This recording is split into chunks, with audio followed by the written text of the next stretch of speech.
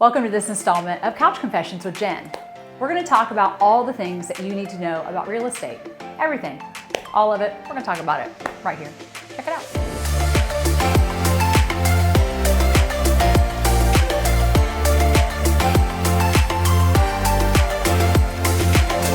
Mary, we do a lot of different transactions together, and I feel like you really have got the tenacious agent down to a T.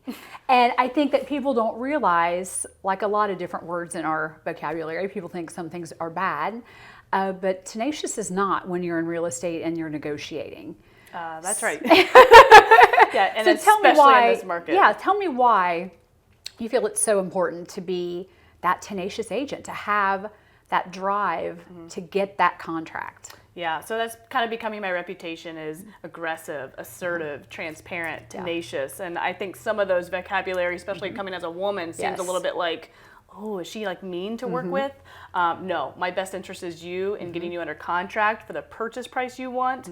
I'm fighting for you. I really do have your best interest. So I'm one of those agents. I'm going to call the seller's agent and say, what's important to your seller? Is it possession? Is it closing costs? Is it an appraisal gap? Oh, I hate that word. Is it an appraisal gap? Is it waiving inspections? Is it possession time? Like, what is it?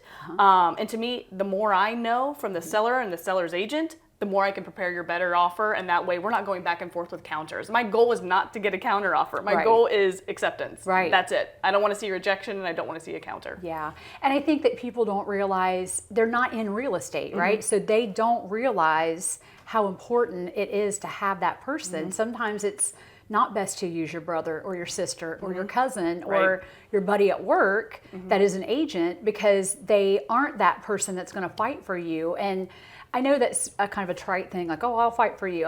But do they really? Because if you're going through and you're getting declined on offers, are they fighting for you? I mean, so what are the things that you do that set you apart in doing that? So some of the things that I do that set me apart, again, is making that phone call to the selling agent. I mean, that's free. That doesn't cost you anything. Before I'm writing an offer, let's clarify a few things here about what's important to your seller. And then not only that, I'm doing the background research too. I'm looking on Facebook. Do they have kids? What's important? Do we leave the swing set? Do we argue for those things?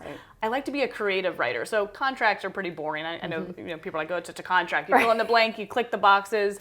That's not true. You can create the contract the way you want it to look by either providing those addendums, whether that is escalation clauses. Some agents like them, some don't. And honestly, it's just buyer education, informing the buyer about what is an escalation clause. A lot of times I have buyers come to me and they're like, yeah, I was working with someone else. I don't want to work with them. They just had me sign a bunch of stuff, but I don't really know what I was signing.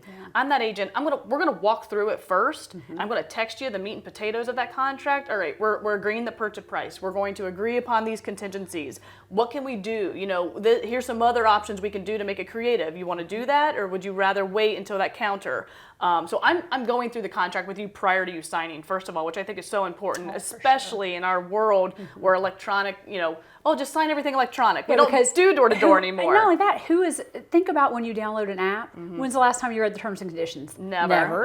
And so same thing with us. We don't we don't do electronic docs. We can, but we don't do that because you're not going to read it. Yeah. It's important. You don't want to get 15 days into a contract and the buyer's like, oh, I didn't know that. Yeah, or I didn't know I was paying for title. I'm at closing and I didn't know I had to pay for title. So no, I'm that agent. We're going to make sure everything's really transparent before you sign anything. And then you're going to review those documents, and then I'm going to ask you again, because everything's in writing for me. I'm going to push you even further.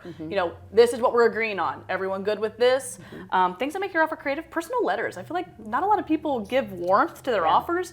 I'd say of most of my contracts that I did, in the past 2021 as well as this year even, most of my accepted offers were attached with a personal letter. Give warmth to your offer, especially if you have a family or a dog, something of importance.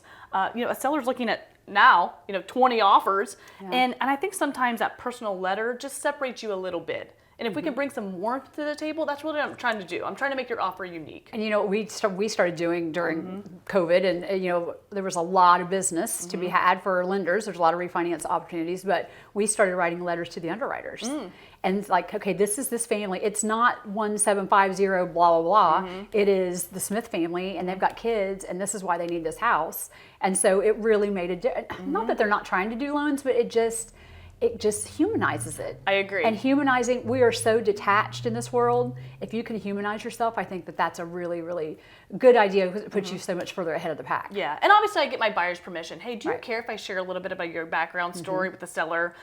If you're a veteran, I would love to tell your story. You know, things like that. Yeah. You're a veteran and you're a single mom. Can I please, can I share that information with the seller? Do you mind? And most buyers are going to say, absolutely, yeah, sure, I don't care if you think that helps. And because I think what we find is that buyers don't want that pity. But from a perspective of a buyer's agent, I want them to know the worth and value. You're not looking at an investor taking this property and an investor just flipping it and making a rental out of it. You're bringing a home to a first-time home buyer who's a veteran raising their daughter on their own. Like, as a human, do you have no warmth to that at all? Absolutely. So that's really what I try to do, is separate my buyer's offers and bring some warmth to the table. Yeah. I love it. Well, we love working with you. You're amazing. And I love seeing somebody out there fighting for these people because it's in this market, you got to fight. And man, you're doing it the best way I've seen so far. Well, thanks. I appreciate it. It's awesome. Thanks, Jen.